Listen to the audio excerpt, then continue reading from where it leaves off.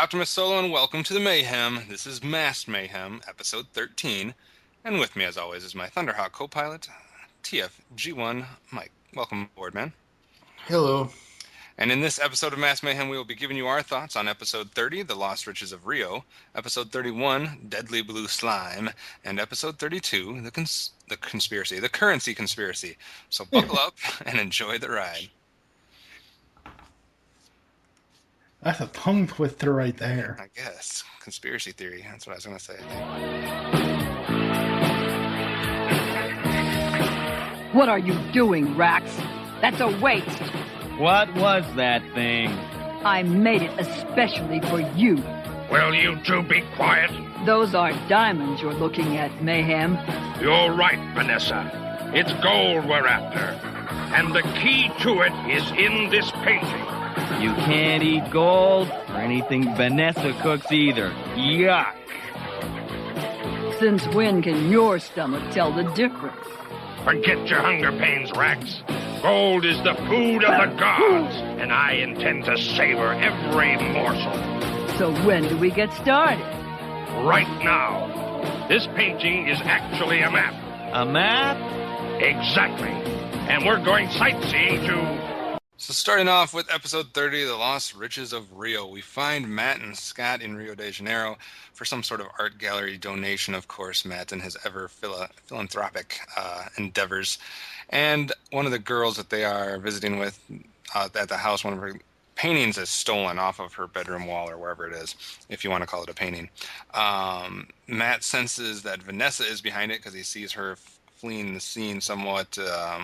He doesn't see her. Scott sees her. He looks at something and says, only Vanessa's whip could have done this. I guess he's a brilliant detective there. He immediately assembles the M.A.S.K team, and we flip to Venom, which is discussing that the painting is really a map to lost Nazi gold. And Venom is going to try to use that map to find the gold. And M.A.S.K is going to be in pursuit to try to prevent that. And we're going to have our first showdown between M.A.S.K and Venom. And of course, the ever-present, it's been a recent trend here, cliffhanger with Scott being in trouble. We can talk about this more later, but that was not something that was ever present in the beginning of this series, but it seems to be a recent trend. We go to commercial break with Scott being in trouble. Matt saves him, and he plants a homing device on Switchblade to see and hear. I thought it said homing device, but it not only tracks them, but they also can hear what's being said. We switch back to Venom, who is trying to discover how to read this map or how does they find the gold. Coffee gets spilled on the map, which reveals the true map to the gold. So Venom then discovers that there's a homing device there, so M.A.S.K is no longer going to be able to listen in, but now they have all the information they need, so both teams head for the gold location. We do find Dusty stepping on a landmine, which is supposed to cause M.A.S.K to have to take a detour through the jungle. Meanwhile, Venom is gathering the gold. But M.A.S.K arrives. They apparently did not have to take that detour, and they force Venom to retreat, and all is well. What did you think of the plot of this one? So he did say Nazi gold. I wanted to make sure I wasn't hearing things. Yes, Nazi gold. Oh my god. I don't know. I mean, for the plot, it's kind of cool. There's a map to some lost Nazi gold. They're both going to try to find it. For that point, I don't have a general problem with the overall plot. There are some little bits and pieces that maybe, but overall, it's a decent general plot. Yeah, I'm getting sick of constantly being in other countries and other this must have been the cultural cartoon of the 80s. I swear to God, there's so many different cultures that are experienced watching this series. That's true. I don't know. It was an alright plot. I'm really getting sick of the whole treasure hunt thing. It seems like every episode is a treasure hunt, and well, I know you love those kinds of things. For me, enough is enough already. Do some other scheme or go after some other. I don't know. It's starting to feel like it has been done a lot. For me, it's starting, and I know this didn't happen until, well, I'm trying to remember when the hell did that game come out. To me, it's starting to feel like The Legend of Zelda, where we're sorry, Link, the Triforce is in another castle. You know? To me, it's almost like Carmen San Yeah, because we're in the world, like you're always traveling to a yeah. different place in the world. They're trying to like get the loot. You're trying to catch them. They get away. You can never catch Carmen. It seems like that. But I don't know. Like I said, the general plot I don't have necessarily. I'm not saying it's my favorite plot in the world, but there was no like glaring like holes or anything. There are, like I said, some minor little issues that I have that I'll bring up, but Yeah. it could have been done fine. We did see a 4-on-4 matchup here with Venom and Mask. We have the four regular Venom members, and Mask we have Matt, Alex, Dusty, and Gloria. I did notice that, unless I am forgetting something, this is the first time that the computer has called two members at the same time. When the team assembly is happening, Hmm. it says, you know how the computer selects the person and then they go to the Oh, you're montage? saying like It Alex, selects, it Alex says, Sector and Gloria Baker in well, one for this scene. one, it was Dusty and Gloria, I believe. Right. Yeah. It says selects Dusty and Gloria, and then they show the one sequence, and then they show the other ones back Yeah. to back without the computer introducing each at one at a time. So that's the first time I've seen that. Um, Now, what do you think? Have you? I don't know if you've noticed before. I have in the past 12 episodes of the show. Recently, they're starting to go away from showing the instead of showing the interstitial scenes as to what the team is doing. A lot of the time, they're just showing their digital character profiles. What do you think of not using you know, well, the it scene depends. as far as what's interrupting them? It depends. I mean, I like the scenes because it's kind of cool to see a little background into what they're doing. Mhm. But occasionally the scenes are just lame because they don't spend enough time to put the time and effort into making them worthwhile. So if they were going to do a good job and really show something either funny or show something that reveals part of their character, I like those scenes. Um, but I don't mind them not being there if all I'm missing is them just randomly coming up with a 2-second thing that nobody thought about. Yeah. And I Um, mean, at this point in the series, we're, 30, 32 episodes in to the series. At this point, we know that Alex plays around with animals. Bruce is a toy maker. Gloria is a stunt car driver and karate champion. right. Pizza boy. Dusty's the pizza boy. Brad's the musician, and Hondo's the teacher. So at this point, there really isn't too much else that they can really It, do. You know what I'd love to see? I don't think we will see this, but I would love to see them, like one of the team members, contact the computer yeah, and that'd be cool. have Matt be selected. That'd be I know funny. it's never happened since he's the leader, but Um, the other thing, it seems like at the beginning maybe it was mandated that they had to have it in each episode, and it seems like now it's kind of like I don't know if it was up to the writers at this point, depending on how much time they had left once they told their story, if they could insert that in. I don't know. It just seems like it's a lot more hit or miss as to whether it has to or not has to be and included I in the think the other episode. thing is it's also where maybe the computer thing of describing why Hmm. they're that person is needed to be the mission. Maybe that's taking its place. Yeah, and sometimes they're doing that, and sometimes they're not. It's like it's very inconsistent. As Yeah. far as if you were to take just these sequences for all 65 episodes or whatever of season one, you would see a lot of different variety. As far as it's never the same thing for more than like 4 episodes in a row. Yep. As far as which visuals they use, as far as if they say why they're needed, how they say it, all that stuff, and if they give the interstitials or not. So it's kind of interesting to see what they do each episode.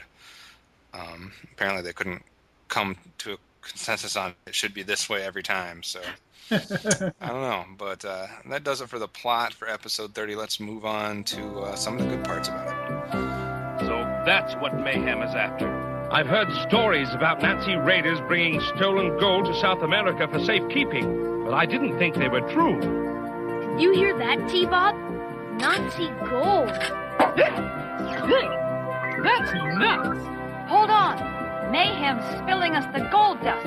45 degrees longitude, 18 degrees latitude, and 26 kilometers straight into Sugarloaf Mountain. That's it. Dankeschön, Herr Mayhem. So what were your high beams for episode 30, sir? Chimp chess. That was kind of funny. I, you know, it's not often that I laugh at Scott and T-Bob, but that was kind of funny. Yeah. Apparently that's a dusty horse. I'm so lost. I don't know. It was before the racing in the woods scene. Oh. And Vanessa and Rax flirting with each other. That was kind of cool to see their interaction with each other. That was something that we haven't seen that side of their relationship before. They'd be a cool couple. Yeah. I know we've seen it before, but the mask that Matt uses, His whole outfit, basically. yeah. I don't know. I don't think this is I know what Spectrum looks like. Don't get me wrong. I understand that, but I don't know if this secondary mask is like Spectrum 2 or Spectrum Ultra, or I forget what the title of I forget the name of the red mask. So I'm sure someone will comment or send in a voicemail saying, "Oh, it's this," or "Oh, it's that." But the whole outfit in this, the mask itself, it just freaked me out. It looked like a weird gas mask. It's cool, but it's just a bit It did throw me off at first. I was like, whoa, what is this? And I almost wish there would have been at least a little bit of a reasoning explanation. Somehow they would have worked that into the story as to why a new mask and, basic general outfit is being used. Because at first I'm like, is that Matt? It sounds like Matt. Yeah, he has used it before in the series. He has, but just I don't know. It was just really weird looking in this episode. It seemed like it was more prominent in this episode. Yeah. Finally, a true Vanessa Gloria showdown. Yeah, that's true. What else do you got? What are you doing? This ain't no landing strip. That's it. What about you? I don't know. I thought it was interesting that at one point Matt says there might be more here than meets the eye. Mm-hmm. That was interesting, obviously, being Transformers fans as we are. The other part was, just that I had about, Matt's outfit, his mask, and that he wasn't in the Thunderhawk. Yeah. In this episode. So I thought that was just all a little bit different for Matt as far as his look and his participation in the episode. I don't have a lot of things that just jumped out at me as great about this episode. Doesn't mean I dislike the episode. It was one of those episodes that there was really wasn't that much wrong with it, but there wasn't that much that I was just like, ooh, I really like that. So, yeah, it didn't really jump out at you really that much. I do agree with you though that it was cool definitely to see Vanessa and Sly interacting like that. That's probably one of my highlights for the episode. Yeah, so I think that does it for the high beams. Let's turn it down low. Oh no!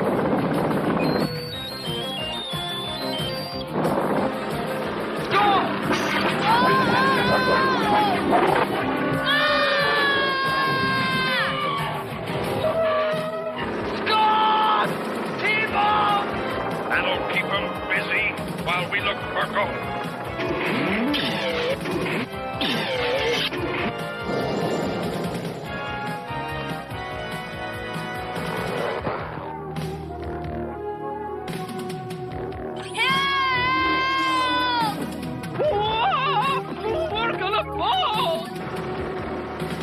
As far as the low beams for episode 30, I just have a couple here.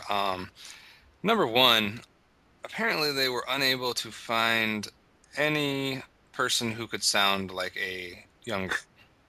Stop reading my mind, dude. The girl at the beginning of this episode, it's her and her mom, or I Yeah. assume it's her mom.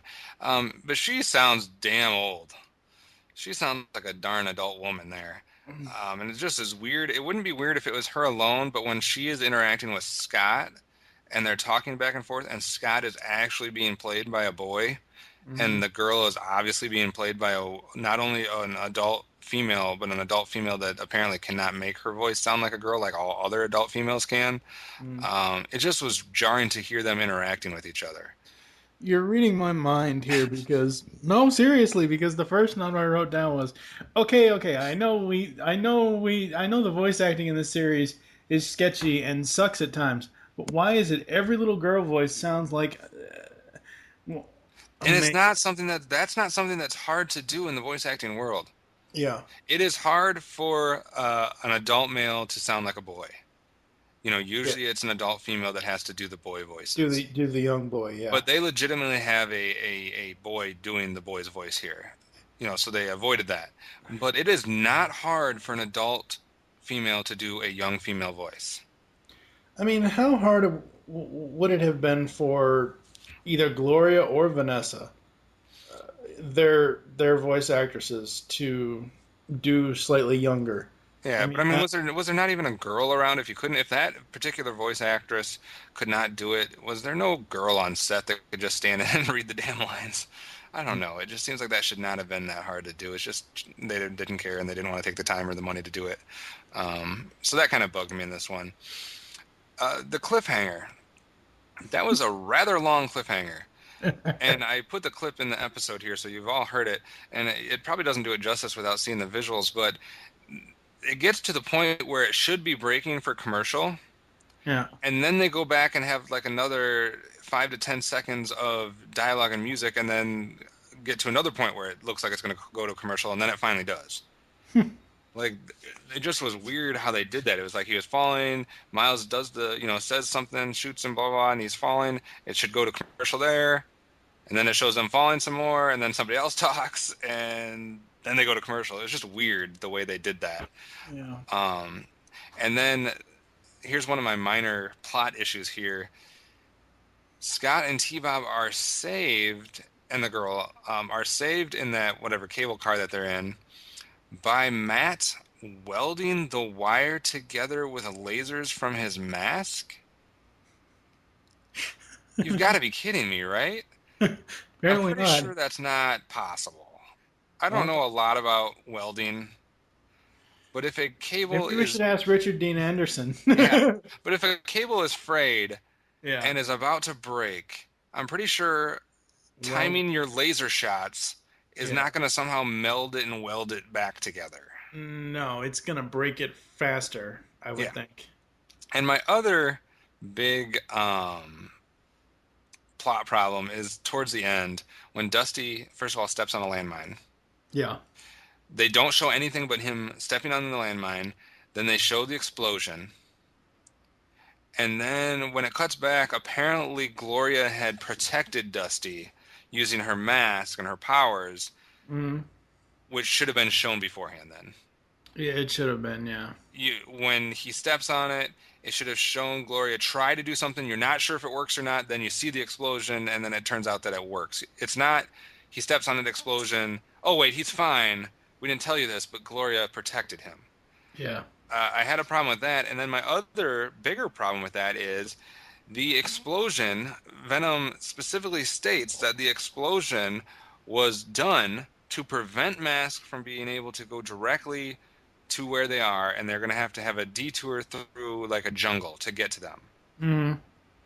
Regardless of if Gloria saves Dusty or not, the explosion still happens. So why is M.A.S.K able to just walk right in? A few seconds later, they are at the same location of Venom, so they did not take a detour whatsoever. Yeah, that's nuts. So that was not a good job in the writing of that little sequence to say that that was the reason why they set the landmine, but then to either, number one, not explain why they didn't have to take the detour, or the fact that they just took the fastest detour ever. Yeah. So I have a problem with those little parts of the plot. Really, the only thing that, like I said, I didn't find a lot good or a lot bad about this episode. It was just a decent episode all the way through, kind of just not bad, not good. But these couple things kind of knocked it down a little bit for me. Yeah. What about Oh God. Okay, I know we have 4 members for M.A.S.K in this one, but for me, unless the whole team is at Boulder Hill, it makes no fucking sense to do the long assembly sequence. I really hate when they do the whole sequence at Boulder Hill when there's only 3 fucking people there. Yeah, that's true. It's That like an empty room with 3 people. Yeah, I mean, it makes no sense to me. Another, I don't know if this is a cliffhanger or a scene. I don't know what the hell it was. I'm calling it a scene interruption. There's a scene interruption where Mayhem gets cut off when he says, "And we're going sightseeing too." Yeah, and And then that's it just included here fucking too. stops. Yeah, we included that in the episode too, so people can hear that. That was weird. It was like he was basically explaining the Venom's plan and explaining Yeah. what's going to happen, and then he says, "We're going to go sightseeing too." And yeah, you're right. It just cuts off completely. It just cuts off completely and goes to Mask will be back after. And it's not like that is how the sentence was written. It is cut off as if he was about to say another word. Right, exactly. And I know that we're talking about these scene cutoffs, and we've talked about them the past 12 episodes. I fully blame the episode masters, the series master tapes for this. I do not blame Shout Factory at all for the versions that are on their DVD set, because they can only use with what's given to them by Deke or whoever the hell owns Mask at this point. You know what I mean? So Right. it's us pointing out these scene interruptions is more so, did this shit really happen when it aired on television? Because I honestly can't remember if it did. So it's not us bashing Shout Factory's DVD set. It's just the way that the masters are apparently, where sometimes it'll just cut you off in mid sentence, and it's like, well, fuck, what the hell? And then when it came back, it did. It wasn't even. I don't. I don't even remember. I'm so mad. I don't even remember. When it came back, did he finish the fucking sentence, or No, did no, no. it start over at him telling the plot again? No, it left that scene completely. Oh, yeah, that's right. Oh my god. Oh. Yeah, he said we're gonna go sightseeing too, and then it went to a different scene. It was just a weird the way that. Yeah. Yeah.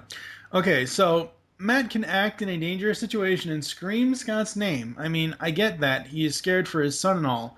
However, that was a bit of overacting, I think. Nonsense in this TV series. Over and underacting. Eventually, they're gonna hit it right on the money. The team, and we've seen scenes like this before, but the team laughing at T-Bob after he saves the kids, that just seemed off to me. It wasn't like, I don't remember him telling a joke or a bad joke or something, or saying somewhere some stupid pun. They just laughed at the little robot. I'm like, really? What the hell are you people laughing at? And again, Scott's continuous laugh at the end of the episode was nauseating. It just nauseated me. I mean, it was a good laugh, but I don't know why it was going on so long. Yeah, it was way too long. Unused fridge. What the hell?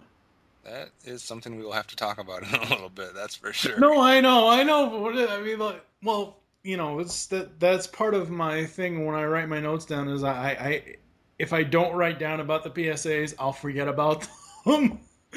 So, but that's all I got for low beams for this one. All right, let's get the hell out of Rio and let's head to a new location. I just don't like it, smuggling illegal ivory out of Africa. So forget it. We're clearing out at once. You want to throw away a fortune in ivory? Chicken feed. Peanuts compared to what I'm after. I've just been tipped off by a laboratory technician on Mount Kilimanjaro that there's something big on the loose up there. Something deadly. Eats everything alive. What is it? No one has seen it. And I ain't gonna be the first. Of course you will, Rex. The value of that monster on the mountain is beyond belief. Once we control it, we can blackmail every country in the world to pay us billions, or we'll let it loose. Yes, folks, apparently there is an episode out there of a cartoon entitled Deadly Blue Slime. Perhaps the worst titled episode that we've come across so far. But that is the title of episode 31. We start with two scientists talking about different experiments and whatnot and what would happen if they did this or that. Then their lab is attacked. We kind of leave that for a second. We go back to Boulder Hill, in which case Scott and T-Bob have an interesting discussion about luck and skill as they're playing video games against each other, which you'll hear about in a little bit, included in this episode. Then the scientists contact Matt. They're telling them about what has happened. So Matt takes Alex and the kids to Africa to investigate. He's going to leave Scott at the zoo with T-Bob as Alex and Matt do the investigating. We then find out, switch to Venom, they're talking about smuggling ivory. Apparently they were doing that, but we're not going to go with the whole black rhino elephant thing here. This is not a PETA episode or anything like that. So apparently they're going to stop smuggling ivory because they want to find out what's causing the havoc, and they want to use this deadly blue slime to blackmail the world. Meanwhile, we go back to Matt and Alex, who discover the blue slime. They see it, and Matt says, "Whoa, what the heck? Time to assemble the team." So we can, and he specifically says, "Assemble the team to combat a deadly new life form." And he also tells the computer that Alex is pre-selected. The computer says, "Deadly new life form, we'll give you Hondo," and that's it. So it's going to be the three of them, Matt, Alex, and Hondo in this one. Meanwhile, we go back to Scott, who is at the zoo. The zoo animals are being scared off. The blue slime is headed for Scott and T-Bob, and we go to commercial break. As I said, this is a trend that doesn't seem to be going away. Yeah. We come back from the commercial. T-Bob saves Scott by holding him over the water, and the slime envelops T-Bob, but Scott is fine. Apparently, the slime won't go near the water. We'll find out why later. Matt arrives, and they try to analyze the slime and to figure out what's happening. Venom is also kind of lurking in the distance on the scene, basically. T-Bob is saved, and they discover, because anchovies, potato chips, and the water have not been touched by the slime, that it doesn't like salt. Which scientifically, Matt explains, salt has adverse effects to whatever they're calling this protoform or whatever it is. So then they come up with a plan to insert T-Bob back into the slime to use, and the plan here is that Thunderhawk will lift the slime away using T-Bob in a way and carry it over water and drop it into the salt water, and it will be done. But Venom doesn't want to have that happen, so they they attack. We have our showdown again. Meanwhile, Scott is trying to save a little pet deer, a little baby deer or some sort that the slime is about to hit. And Miles sends Sly and Cliff to collect samples while he is, doing the attacking of the M.A.S.K team. Yeah. Matt, to counter that, sends Hondo after Sly and Cliff. Thunderhawk, meanwhile, does successfully drop the slime in the water, which crumbles into dryness and pieces and falls in the water and is apparently done after it does like a little squeal. Venom gets away, but Matt has put a homing device on them. Again, we have a lot of that homing device stuff happening. But Venom has samples, except for when Miles checks in with Sly and Cliff. Neither one of them got samples because they thought the other one probably had enough and they didn't want to touch the stuff. It was funny watching them try to get samples with it looked like an X-Acto knife type thing, little tiny tools with this big huge slime thing.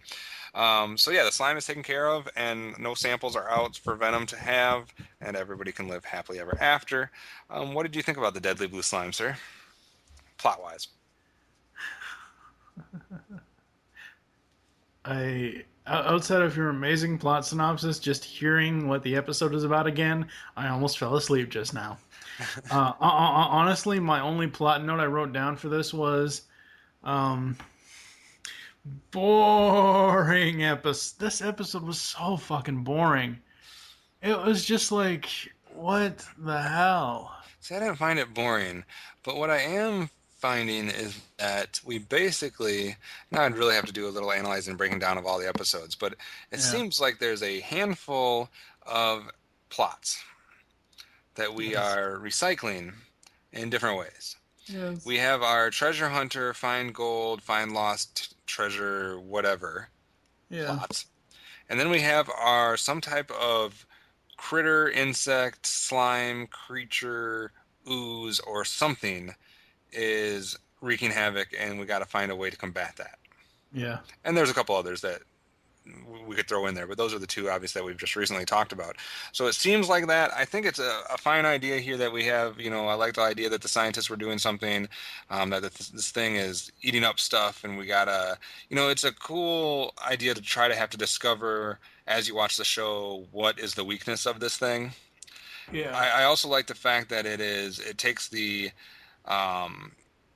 center is not on actual Venom. That's not the main culprit here. Yeah. That it switches it to it's something else, and that Venom is just trying to use that or trying to like take advantage Yeah. of it. So I like that part of these plots. Like I said, it's been done before. I didn't find it as boring as you probably did. Um, my biggest thing here is, as far as the plot goes, is I didn't find plot holes in this one Yeah. as we did with the previous episode we talked about. So it's not like it was like, a spectacular plot, but they seemed to have done it right where there wasn't stuff that said, whether it was boring or not, there wasn't things that you're like, wait a second, that doesn't make sense. Yeah. So it at least made sense. I'll give it that much. And for team members, it was a 3-on-3. We keep our even matchups going. I already mentioned it was Matt, Alex, and Hondo. We are minus Vanessa on this one, so it's just Miles, Sly, and Cliff. Yeah. I don't know. I don't know what it was about this one where it's like I do agree with you about the fact that it was a slightly different episode and it was focused on this thing versus you know the next dumb Venom plot. And then they were just going to use it, but at the same time, it's like I It's also the I first was time we've. expecting. I don't know if it's me looking back on these cartoon series, but I'm remembering and expecting more than what is actually there. You know what I mean? The 'Cause rose-colored glasses are coming it's off. it's not even that. I mean, I know, in the past 12 episodes we've reviewed nearly, well, even in this episode we've gotten just over 30 episodes of the show. I know, and I knew when we started this journey out doing Mask Mayhem that I knew there were only certain aspects of Mask that I absolutely love. The theme song, the original first episode team assembly, that kind of stuff.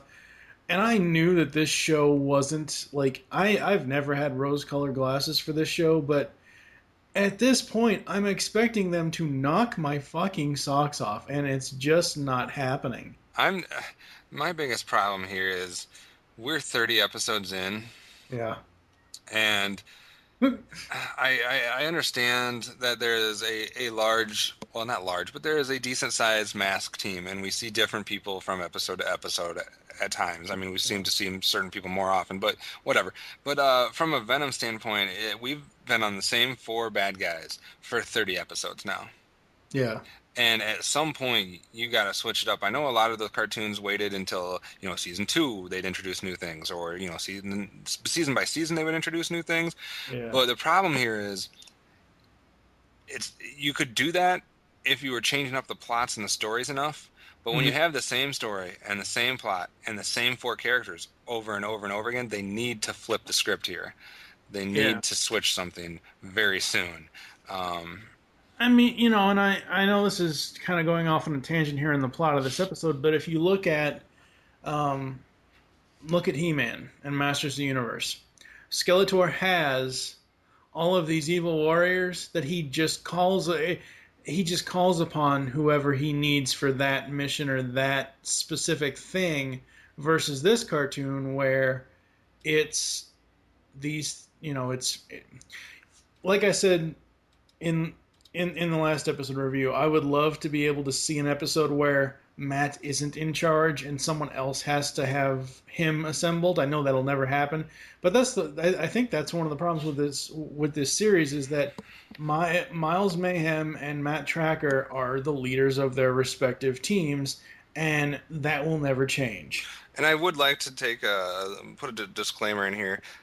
Please do not call or comment on episode posts or leave us voicemails telling us what's going to happen in the future. I'm not trying to be mean here, but we're watching this as we go for the first time in over a decade, 2 decades maybe. And let us discover this stuff at our, if we're saying we're waiting for this to happen or we're waiting for that to happen, don't leave us messages and say, well, that's never going to happen, or, well, that happens in episode blah, blah, blah. Let us discover that on our own, please. I mean, and I know for a fact me wanting the team leaders to not, to be in a situation where they can't lead the team. I know, even though I haven't watched, ahead, well, I kind of have, but anyway, in preparation for future recordings. But I know watching this series that my want of that is never going to happen because Yeah. that was the status quo, and you don't.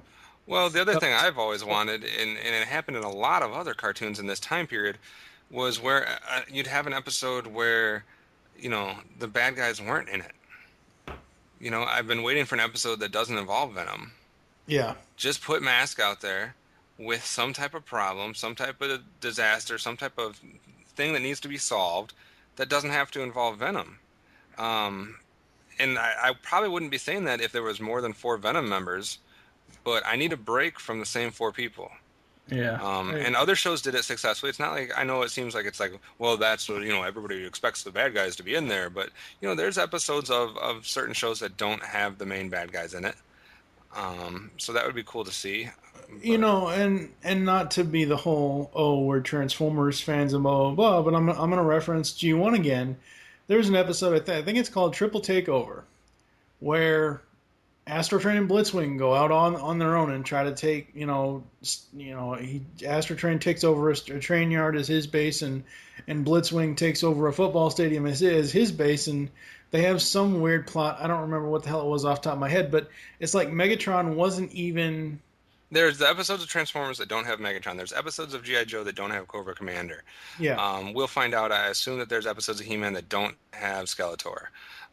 Maybe not, but we'll find that out. But a lot of the shows had times where it was either the minor villains or just none of the none of that group, and it was just humans that they were dealing with, or something like that. I just need, like I said before, I just need something to change in this. It cannot continue the same thing for 35 more episodes. Exactly. So yeah, let's get to the high beams of episode 31. Pow! There goes your last fighter, T-Bob. Lucky shot. T-Bob, how come all my victories are lucky shots, while yours show the skilled hand of a master? Easy. Robots are not subject to human error. Except in your case, I built you, remember? So that explains why you just beat me. I must be programmed to lose. Don't be such a sore loser. So for the high beams of episode 31, because I did actually enjoy this episode, I don't want to make it seem like I didn't with that tangent that we were going off on before. For once, I actually thought, outside of one, that the guest character voices were actually good in this episode. I liked the 2 scientists that were talking at the beginning, because for once I was like, oh, that's not just a bad version of this guy's voice, or a slightly modified version of that guy's voice. The 2 scientists actually sounded decent. I think one of them was the same guy who does T-Bob in a way. So that was decent. There was another guy that came in later that wasn't quite as good, but the guest character voices were decent in this one, which is strange. We don't usually see that. The clip you just heard, I liked that they put in a clip of Scott and T-Bob who were playing video games, not only talking about luck versus skill, but talking about being a sore loser or not. I just thought that was the type of thing that a good way to use Scott or T-Bob to try to have like a teaching moment, or to give something that kids that are watching the show could relate to. Because everybody played video games with their friends, and there had to be times where, people were like, oh, that was pure luck, or, oh, that was skill, or, oh, you're a sore loser. So I thought it was cool to put that in there and to kind of show it in the way that they showed it. So I was a fan of that. Yeah, I agree. And I thought that it was kind of cool that, again, that we had something natural was the cause of the problem, and Venom wasn't the problem directly. And I kind of thought it was cool for the first time that we see Venom mid other action. They're in the middle of another plan of theirs, and they scrap it or stop it to divert their attention to this natural phenomenon that's going on. I thought that was kind of cool to show that they are doing other things that we don't see.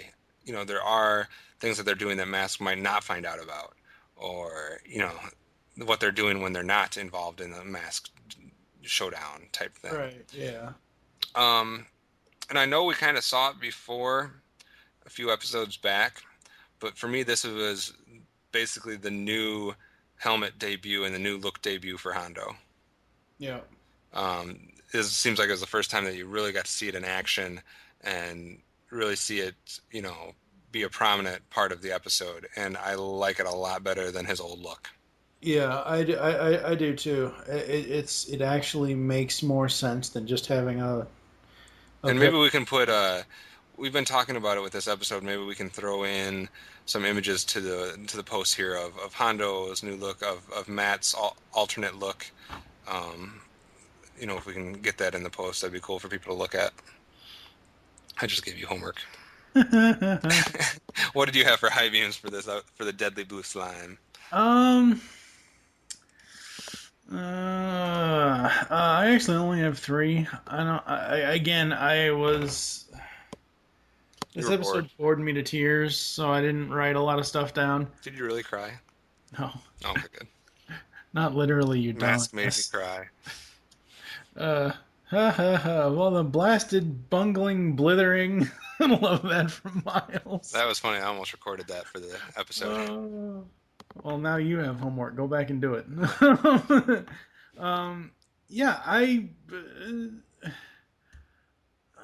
that was the only thing I wrote down about the episode. The rest of the shit is about the PSA. Everybody should have a buddy. Yes, this is a good message about swimming. But I thought T-Bob hated water.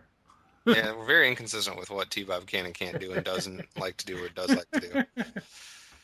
Oh, God. But yeah, that's pretty much all I've got. I don't... You did not like this episode nearly as much as I did. No, not at all. All right, well, I'm afraid to do this, but let's transition into the low beams. Dad, are we going to the lab to see whatever made that mess? We are splitting up. I am going to the lab. You and T-Bob are going observing. All right, so I know you were somewhat bored with this episode, but was there anything that actually angered you? Do you have any low beams for this one? Oh, God. No, I mean, I've got two things written down, but it's just, this episode bored me, but it bored me to the point of I just don't give a shit about this episode. Like, nothing like really stuck out. No bad animation errors stuck out to me. No bad voice acting errors stuck out. It was just a meh episode. But I did write two things down. What's new? Oh, Alex. Because the way he says it is, he doesn't say what is new. He says what is a new. Yeah, and they'll get to hear that at the break, so they'll get to know exactly what we're talking about. And there was just way the only thing I noticed for a low beam was there was way too many bad puns in this episode. There was a few. It wasn't like a few weeks ago or whatever when there was every other sentence, but there was a few scattered here and there. Too many. What about you? Did you have anything that was really like low for you? Well, like I said, I didn't have any like major plot holes that I thought was taken away from the episode that wasn't bad writing per se as far as the plot goes. I only had a couple. There was one glitch that I noticed, and it was near the beginning.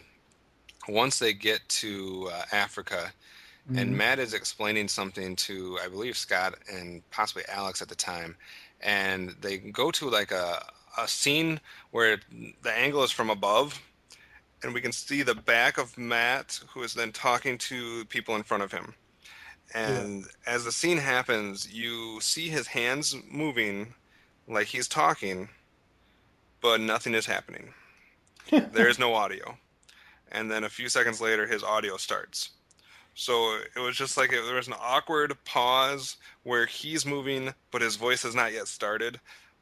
So we go back to the Wayne's World thing. It just wasn't quite synced up. So that was the only like little technical glitch I saw. Yeah. The other ones were just kind of like little minor things that I didn't think the slime was done real well. Yeah. It looked like a weird waterfall type amoeba thing. I just didn't think it was done as well as it could have been done visually. And the other thing, there was at one point where Matt and Alex, I believe, stopped to do something, investigate the slime or something. And Matt is in his full outfit and mask. Alex is in his clothes with no mask or anything. And it's when they find Scott, and I was confused as to why Alex was not ready for anything, and Matt is in full gear. And then it cuts away, or Alex goes somewhere, and then it comes back, and now Alex has his mask on. Yeah. Um, it, I just didn't see how that. I mean, apparently the masks are just something laying around that you can put on and off whenever you want. They're just like a baseball cap, apparently. Mm. I just thought he should have been in his mask and full gear that whole scene if Matt was. Again, it makes no sense if and Matt has specifically said this when he's not in his gear, when he's in his civilian mode. He's like, "Oh, I have a bunch of friends that might be able to help out, or whatever." They've made it. I'm going to reference Power Rangers here, but it's kind of like Power Rangers where they have to reference the Rangers even though they are the Right. Rangers. And the same thing with this is they have to reference themselves even though they are the team. But it would make absolutely If one of why them's in would disguise, the other one better be too. yeah, exactly. And it wasn't like because it specifically showed them being together. They were in the same scene. It wasn't like One of them Alex showed was up. well, right. Yeah, It they were both together the whole time. right, exactly. It wasn't like Alex was in danger and Matt just happened to be suited up and be like, "Oh, excuse me, Mister, whatever your name is." I just They drove to the damn place together. I know, yeah. It's like seriously. Like, Alex, put on your mask. You forgot it.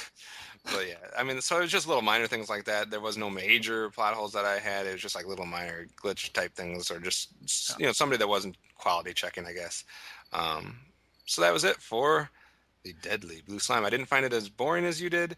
I actually thought it was a decent episode overall. Well, I'll talk a little bit more about it in the closing of the show, and we can move on to where are we going next? Oh yes, the currency conspiracy. More tanks and hoses like this in back. Venom is one fire department that never volunteers.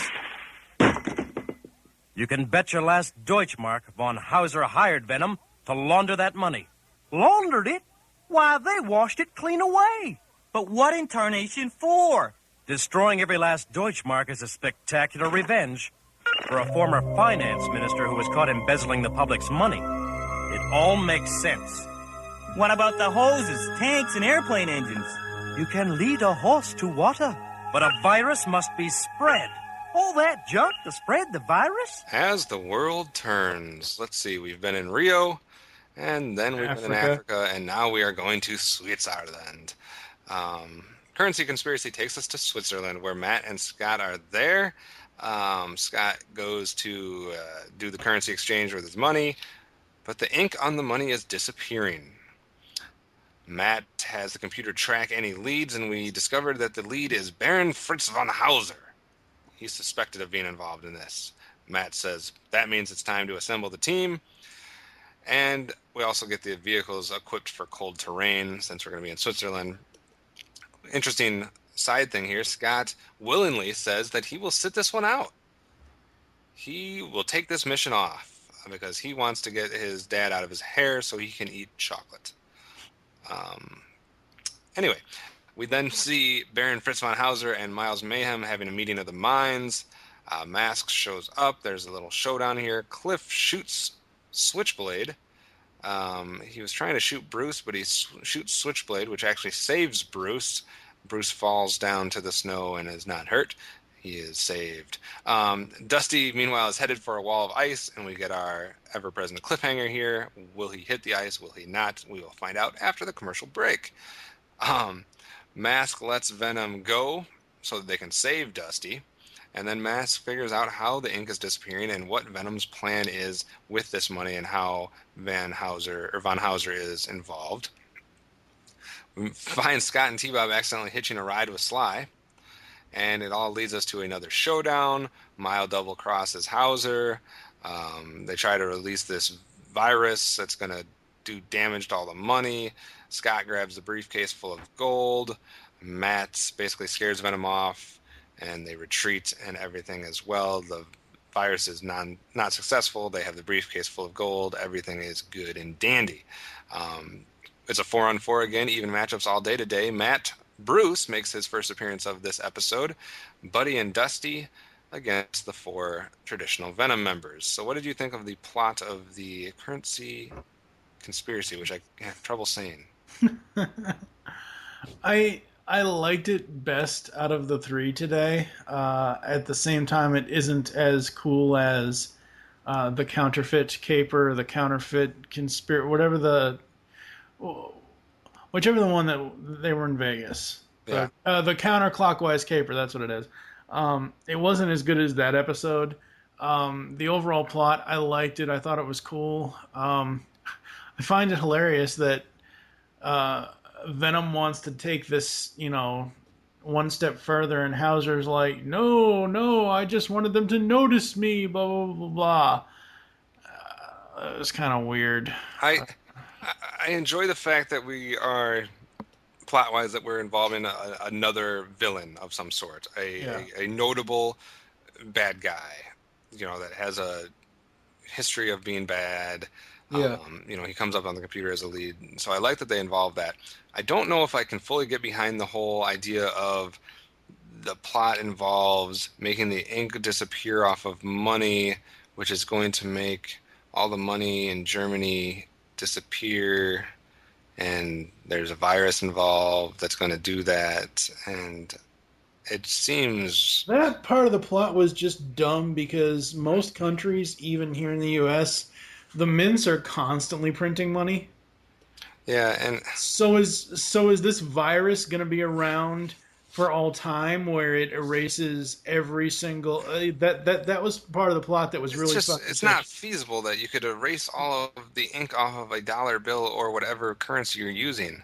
It's not going to become a piece of paper that just looks ordinary. Like whatever it is, it's still going to look somewhat. I just don't understand how this was supposed to work. I can't wrap my brain around this one. It seems a weird plot to me. That's the only problem. I don't have a problem with the involvement of the other guy and of the actual action of the episode. It's just the basic premise of the money thing really kind of threw me off on this one. Same here. Well, we'll find out what was good about this episode next. Now you two stay here in town. Keep out of trouble, okay? No problem, Dad. Don't worry about us. T-Bob and I'll sit this one out. Right, T-Bob? Of course. I hate missions. So first up for the high beams, I'm going to mention a few because I don't have that many. I already talked about a partner in crime for Venom. I thought that was a cool dual bad guys, and I think it could have been better done as far as double crossing and stuff like that.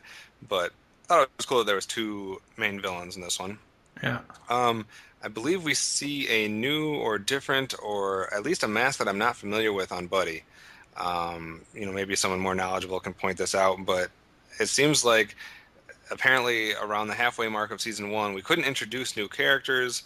We definitely couldn't introduce new Venom agents, but we could introduce new masks, new looks, and possibly new vehicles for the already there mask agents. I think this was just. I actually went back and I looked at this because it's green and purplish type of deal, or it's green and blue, or it's green and it's a slightly different shape than the other version of it. It's, as far as I can tell, it's still Penetrator. It still has. He says it's Penetrator because he uses it in this episode. It's I think it's a different animation design. I think maybe different animators got a hold of it. Yeah. I don't think it was part of the story where they intentionally changed it. It might have just been the animator didn't see the design of what it's really supposed to be, and they just went with it. I just never remember it being that solid green like I saw. No, it wasn't. Because he's usually when he suits up. Because it wouldn't make any sense. Because he has Condor. Yes, I remembered it. Condor. He has the motorcycle helicopter thing, and that is green. And his outfit, not his outfit, but his helmet was always yellow to distinguish the difference. Because if you had a completely green uniform and a green vehicle, you would just blend into it. Yeah, so I don't know. It just seems like we're getting a lot of different looks for different people, whether intentional or not. I like the new looks. I'm not 100% sure if I'm supposed to be seeing it or not. And the other thing that I mentioned, I kind of like that fact that I don't necessarily agree with the reasoning, but I like that Scott willingly sat this one out. Yeah. I thought it was nice that for once he was like, "Oh, I don't need to be a nuisance and be involved in everything. I'm a kid and I have other desires and I want to do kid things, and so go away and leave me unsupervised as usual, and I can enjoy myself." I thought that was interesting. What about you? Okay. Positives about the currency conspiracy. And T-Bob's gonna watch out for them goats, man. That goat attack was hilarious. T-Bob and goats do not get along. No scene hijinks during the team select, yet during assembling it is the long no music version. Yeah. Yeah. Finally, Scott and T-Bob are just having fun without having to get involved in the mission. That I like that whole thing. I thought that was interesting. I thought that he actually volunteered to Stay behind, yeah. stay behind, and and the whole thing was, oh, I want to eat all the chocolate in Switzerland, blah blah. That was a poor choice, but still. Let's put the Frosty Baron in cold storage. Oh, bad line. I laughed at it, but it's a bad line.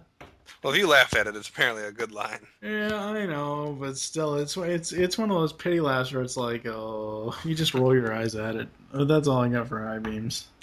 All right, well, let's see what the opposite holds for us. There's only one thing I want to buy here. Swiss chocolate. Hey, T-Bob, you look pretty good. Really, it looks good. But I'd rather eat chocolate than be in shape.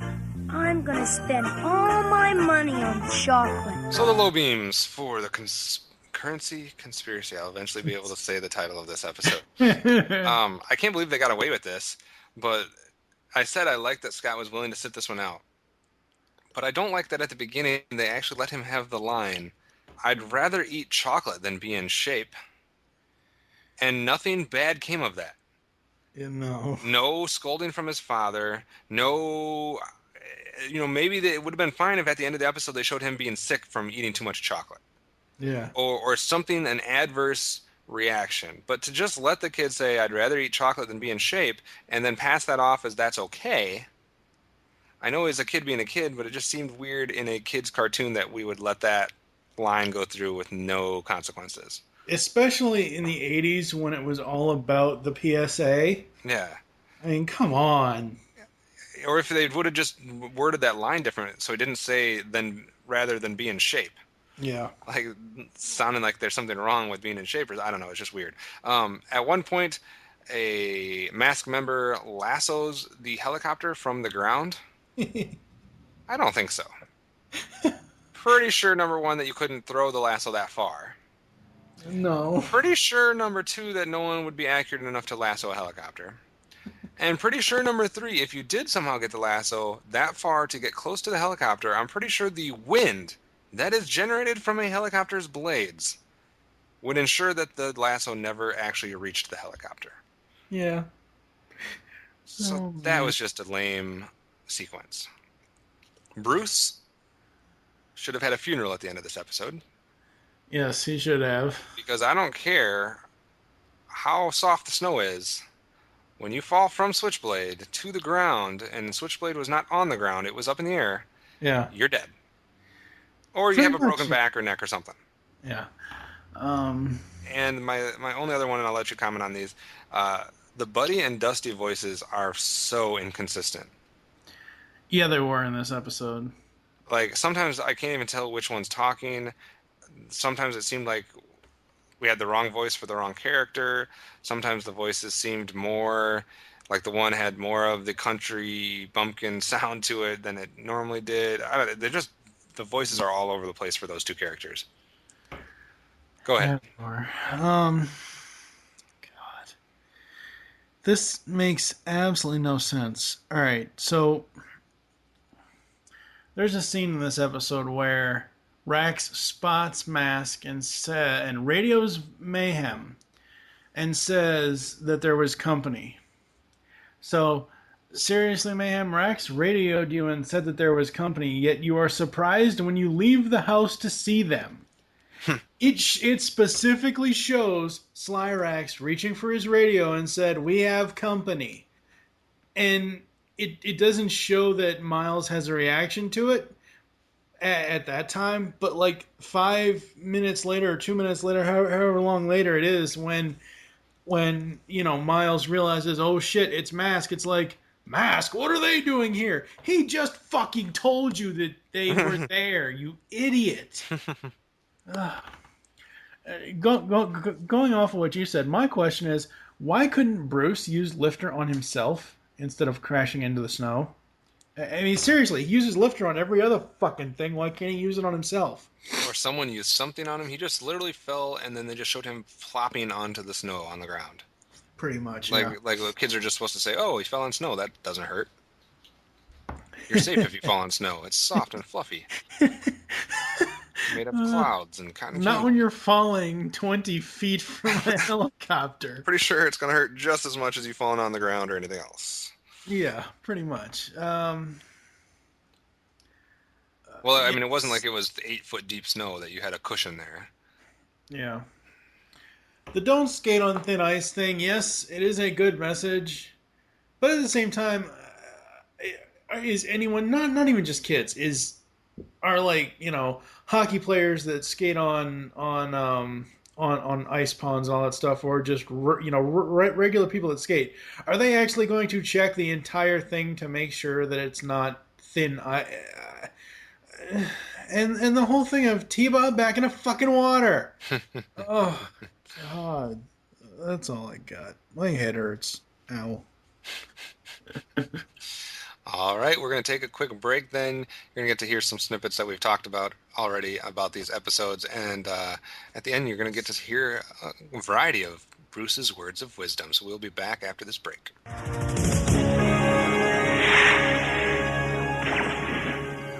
Long calls and close calls make nervous bedfellows. You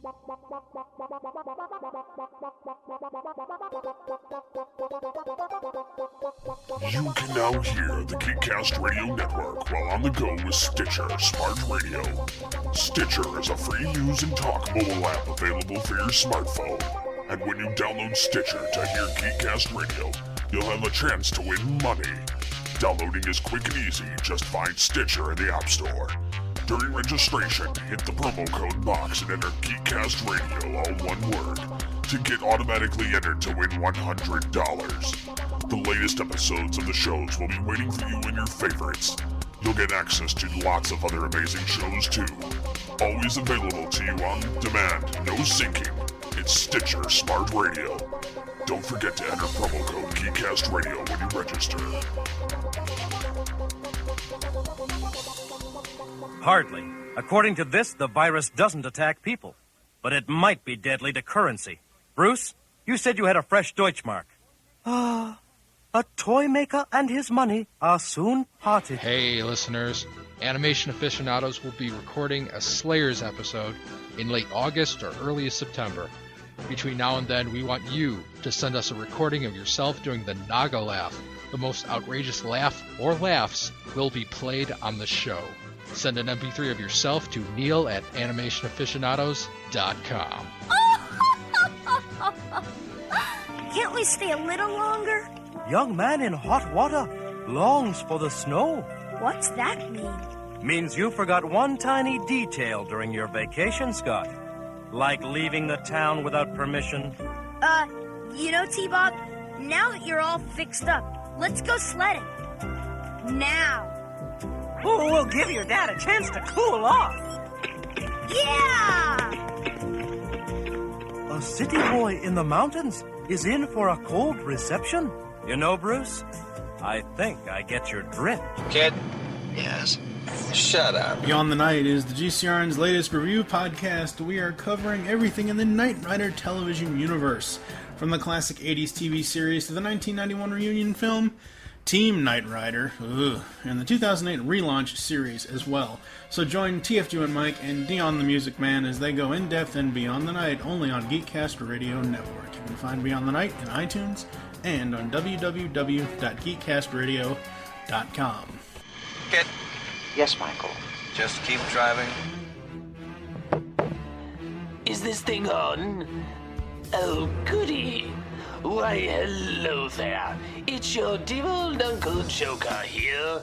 I bet you're asking yourself, what could I be possibly doing here of all places? Well, I'm laughing at the fact that this new podcast presented by Geekcast Radio is called Legends of the Dark Knight. Who the heck knew the Bat was so popular? Ugh. Join Steve, Mike, and sometimes Tara for reviews on the greatest DC animated universe cartoon to ever meet Gotham City. So join moi for the talk of the town, or I'll send Captain Clown after you. He gets mighty angry when he doesn't get to have his garbage skull. So put on a nice big smile and join us for the next Geekcast Radio Network podcast, Legends of the Dark Knight.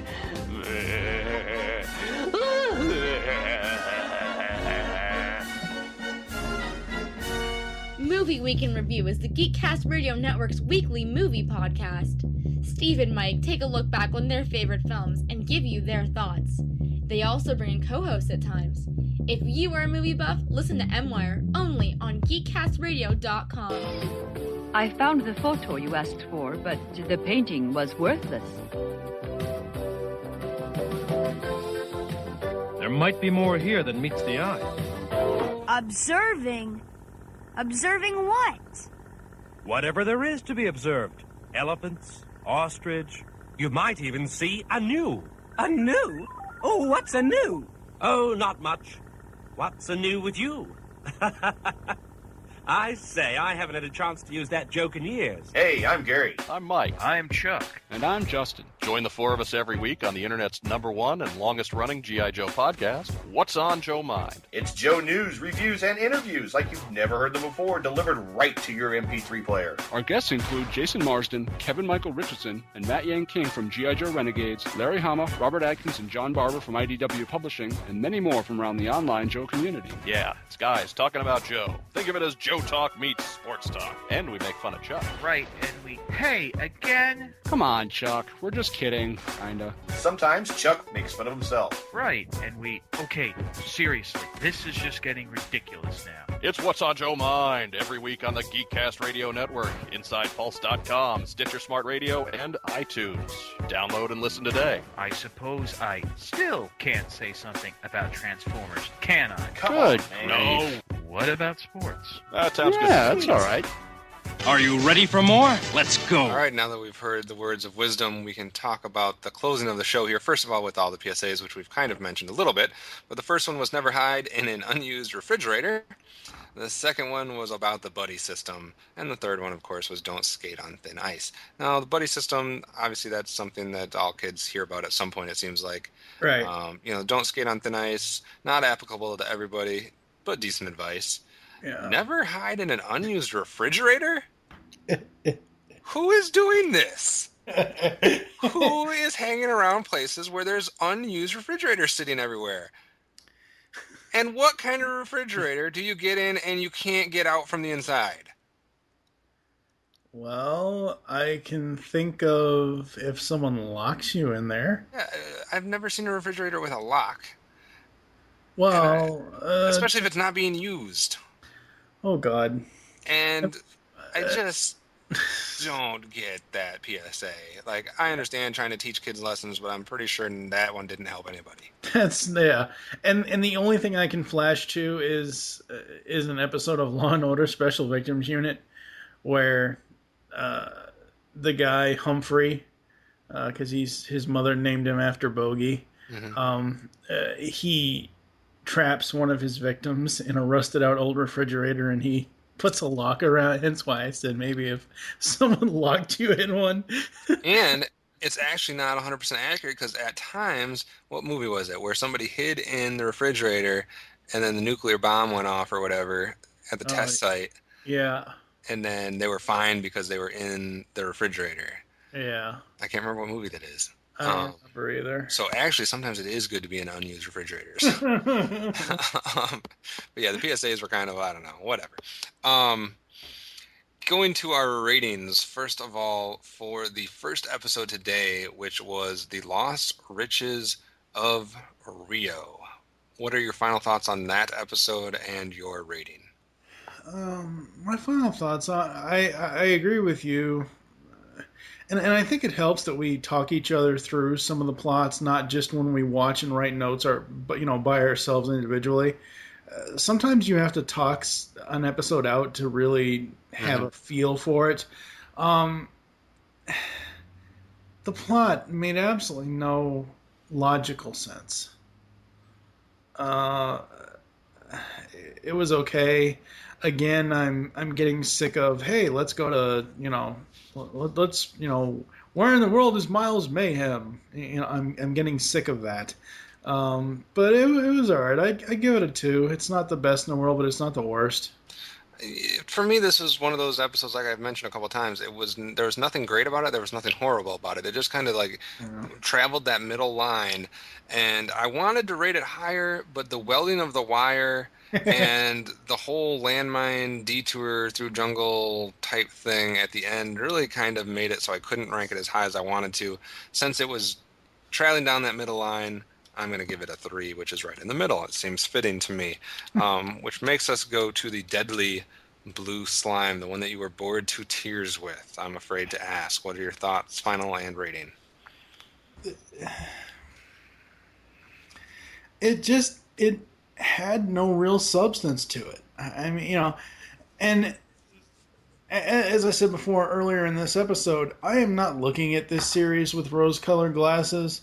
The only thing that are rose-colored glasses for me is the theme song and that initial team assemblage. The rest of it, I'm fully analyzing this stuff, and granted, I'm looking at it as a 32-year-old adult, but still, it's like it had absolutely no substance of a plot whatsoever, and I got to give it a 1. All right, I disagree with you. Maybe I'm the only one. We'll have to see what the commenters think about this episode. I actually enjoyed this episode. I know it's somewhat been done before, and we've somewhat seen it before. But I just thought there was nothing really super bad about this episode. One little glitch here, and maybe a minor issue there, but otherwise I thought it was done well. I could think the blue slime could have looked a little better visually. But I thought it was cool that, they had to figure out what was the weakness. They had to figure out the salt part. How are they going to do that? They're going to drop it in the water. I don't know. I kind of liked this episode, and I gave it a 4. So we'll have to agree to disagree on that one. Let's see what we think of the good old currency conspiracy, sir. Hey, you got the name right at least. I did. I even looked at it while I was saying it so I could get it right. I liked it. I enjoyed it more than the other ones, even though it has a lot of glaring low beams for me as far as, I mean, come on. He fucking radioed Mayhem. That, I don't know. I gave it a 3. I like it. It's decent. It's got the plot is a little weird as far as the cause and effect of deleting every piece of money in Germany, but the overall, like you said, having a secondary kind of popular villain outside of just the Venom team using somebody, I like that. So I'll give it a 3 out of 5. I did forget to mention about the Deadly Blue Slime that the only reason I couldn't rank it higher than 4, I wanted to rank it higher than 4, but I could not have one of my top-rated episodes be titled Deadly Blue Slime. So I had to only go with a 4 there. On this one, I agree with you 100%. I give it a 3 as well. Decent ideas as far as the villains go. I don't agree with the whole money issue, the lasso from the helicopter, some bad voice work. Bruce should be dead. Just a few too many things that knocked it down for me to the 3 level. I wanted to rank all 3 of these episodes a little higher, but there was just minor things that prevented me from doing so. So with our Rio, we had 3 and 2 ratings. With the Deadly Blue Slime, we had a 4 and a 1, and then we agreed with the Currency Conspiracy, and we each gave it a 3. All right, so thank you for being a part of Mass Mayhem today. If you'd like to get in contact with us or leave feedback for the show, several ways to do that. First, you can visit the website, www.geekcastradio.com, where you can comment on all of our posts, including past episodes of Mass Mayhem and this one as well. Send email to feedback@geekcastradio.com. You can leave the show's feedback in iTunes. Please do that. We will read the iTunes reviews on air as a part of the next episode, so please do that. Follow us on Twitter, Geekcast Radio, or your Twitter name is? TFG and Mike. And mine is Optimus Solo. And you can also become a fan of us on Facebook by going to Geekcast Radio Network, searching for Geekcast Radio Network on Facebook. Call the voicemail line. Tell us that you're leaving an episode or a message for Mass Mayhem. Give us something to call yourself. A name would be preferred. The number is 502-526-5821. Again, that's 502-526-5821. We hope you enjoyed this episode of Mass Mayhem, and don't forget to join us on our next crusade when we will be discussing episodes 33 and 34, Caesar's Sword and Peril in Paris. I guess we're not going to be in the good old US of A for that one. For now, I'm Optimus Solo with TFG and Mike. And tune in next time when we take another look at what lies behind the masquerades. M.A.S.K, where illusion is the ultimate weapon. Convert Switchblade to jet mode. Surprise, Mac Tracker. It's mayhem. Battle station. Protect the decoder, Bruce. I'm going up. Stacks ready to fire. M.A.S.K, Switchblade, Thunderhawk, and Rhino. Fire!